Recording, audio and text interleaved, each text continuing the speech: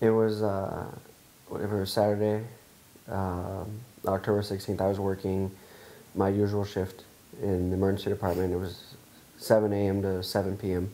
I was wearing my flight suit because I was the flight doc that day. And it was Allison's first day off in about 13 days.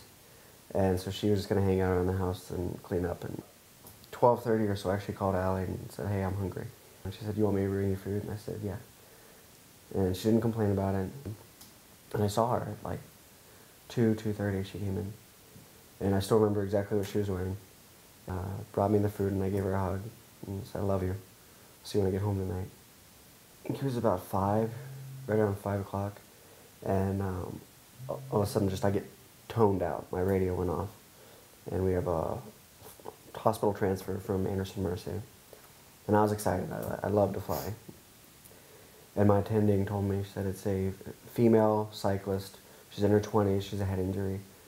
Went outside and it was a beautiful day. It was a really, really nice day. And we were flying to the Anderson Mercy. And we flew, I know all the roads in Cincinnati. I just do. Because I've ridden on them so much.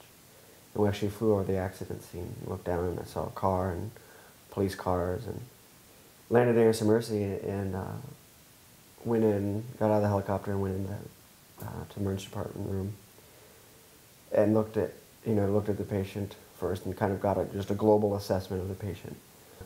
I looked at the vital signs on the monitor, and they were concerning that for increased pressure in her head.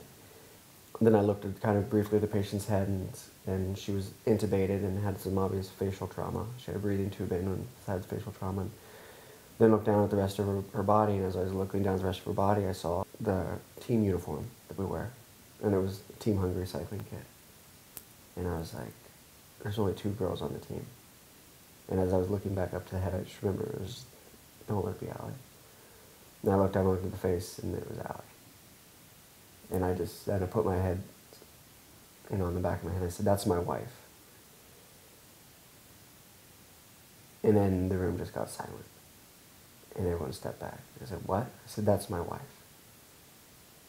And I just walked out of the room. I can't even describe the feelings in. My flight nurse, who was with me on air care, got on her phone and called air care dispatch. Said, "This is my doctor's wife. Dispatch the second helicopter now." And I hated that I was on that flight at first. I hated being there because I knew that Alison needed to go to the hospital and she needed to go now. And I knew that I couldn't transport her. And I was just like, what can I do? I was crying. I was really, really, really crying a lot. But I was like, what can I do to give her the best shot? What can we do? And I told my nurse, I said, if we start 3% sailing. The nurse, and I didn't hear this, but the nurse told my sisters, we don't know if she's going to make it. And it seemed like an eternity that air care was taking to get there.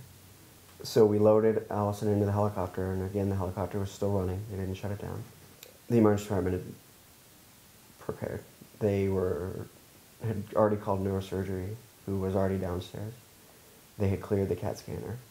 The first night was kind of a marathon for her. She had a broken jaw in several places.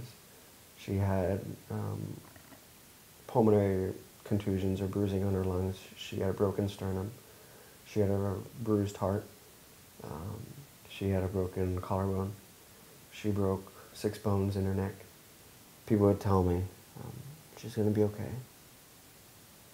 She's a fighter. She's going to be okay. And I knew she was a fighter.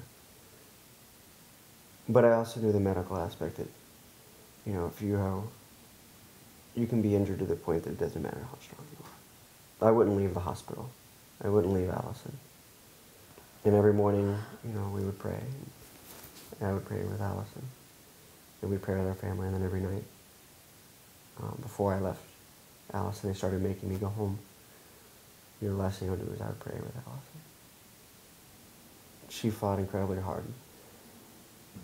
But there was also another component we can't explain. I mean, she got amazing medical care.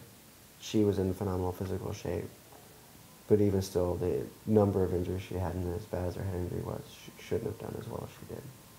So even though like she was awake and she looked awake, she wasn't there. She was delirious and kind of in and out. We'd had plans to go for a Halloween party. Is Alice for her and me being the Mad Hatter. And so Alison couldn't go to Halloween, obviously. So I brought Halloween to her. And that just happens to be her first memory, is me dressed like the Mad Hatter.